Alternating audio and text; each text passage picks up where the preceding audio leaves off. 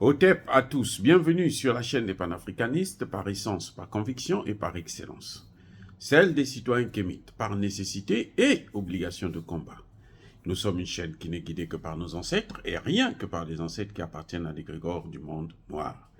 Par conséquent, nous ne croyons en aucun dieu venu de l'étranger. Toutefois, cette vidéo n'est aucunement destinée à inciter à la haine ou à la violence, car nous menons un combat qui d'abord et avant tout spirituel, intellectuel et démocratique. Ensuite, il est politique, géopolitique et géostratégique. Contre l'impérialisme, le colonialisme, le néocolonialisme et l'endocolona, qui sont tous qualifiés de crimes contre l'humanité. Nous menons ce combat sur la base du principe fondamental que nous avons hérité de nos ancêtres kémites, qui est celui de la Mahat, c'est-à-dire solidarité, vérité et justice. Vous êtes donc en droit de connaître la vérité et nous avons l'obligation de vous dire la vérité, rien que la vérité, afin que justice soit rendue au continent africain. Et ça, c'est notre modeste contribution dans cette noble lutte en faveur de la souveraineté, la dignité, la solidarité et l'unité africaine. C'est exactement ça que nous appelons le panafricanisme. Bien-aimés frères et sœurs, les Français vous disent, un rapport du Sénat français disait que l'avenir de la France est en Afrique. Cela signifie quoi? Que, en fait, la France a des intérêts en Afrique. Très bien. Mais quels sont les intérêts africains en France? Vous voyez, c'est-à-dire que nous devons maintenant poser le vrai débat, les vraies questions, pour avoir des bonnes solutions. Lorsque le problème est faux, eh bien, la solution ne peut qu'être fausse. Les Français disent, oui, ce sont eux qui affirment que eux, leur avenir, c'est en Afrique. Mais nous, notre avenir à nous, c'est où? Si leur avenir, c'est en Afrique, nous, les Africains, notre avenir, c'est où? Donc, ils veulent nous nier notre avenir à nous. Ils nous disent que nous n'avons pas d'avenir. Nous sommes condamnés à être leurs esclaves, leurs colonies. Voilà ce que ça veut dire. Parce qu'eux, ils ont des intérêts. Et nous, on n'a pas des intérêts chez eux. Eux, ils ont des intérêts chez nous. Et nous savons que ce sont eux qui pillent nos matières premières. Donc, c'est ça leur intérêt. En fait, leurs intérêts, c'est les matières premières africaines. C'est pour ça qu'ils se disent, nous, notre avenir, là, c'est ça. Notre destin, là, c'est vos matières premières. Mais nous, Africains, notre destin, c'est quoi? Notre destin, il est où? Puisque l'Afrique leur appartient. Mais qu'est-ce qui appartient aux Africains? Si l'Afrique leur appartient, c'est quoi qui appartient aux Africains? Et voilà comment on a passé 60 ans. Eux, ils font que piller nos pays. Et nous, on est là, on fait que regarder. Vous voyez des pays comme la Malaisie. La Malaisie, il y a 50 ans, 60 ans, avait exactement le même niveau de vie que l'Afrique. On était tous au même pied d'égalité, au même niveau.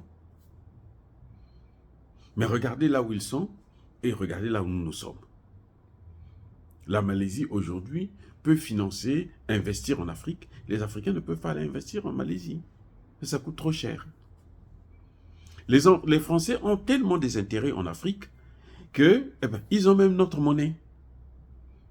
C'est eux qui fabriquent notre monnaie, c'est eux qui contrôlent notre monnaie, et nous, on est freinés par ça. Parce que chaque fois que nous voulons élaborer des projets qui nous concernent, on doit le soumettre à l'appréciation de la France. C'est la France qui doit dire si le projet-là est faisable, si le projet-là est bon pour nous, ou si ce n'est pas bon pour nous.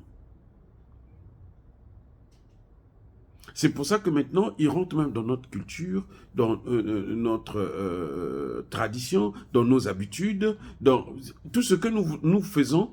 Eux, ils contrôlent, ils veulent contrôler et nous dire si c'est bon ou c'est pas bon. Si c'est pas bon, ils nous obligent à changer.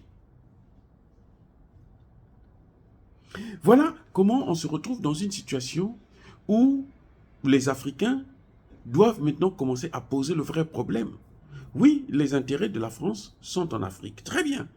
Mais nous, nos intérêts sont où? Et quels sont les intérêts que nous avons en France? Puisque la monnaie que nous utilisons, c'est leur monnaie. Donc on ne peut pas dire que notre intérêt, c'est la monnaie. La monnaie, c'est leur monnaie. On n'a aucun intérêt. On parle même leur langue. On n'a aucun intérêt, en fin de compte. Parce que quand on parle leur langue, c'est avantageux pour eux. C'est pour ça qu'ils ont créé la francophonie. C'est pour contrôler tous les pays qui parlent français. Or, quand nous regardons avec la Russie a des matières premières, nous avons des matières premières. La Russie a la technologie, nous n'avons pas de technologie. Donc, quand on regarde, on se dit, mais attendez, où sont nos intérêts avec la Russie?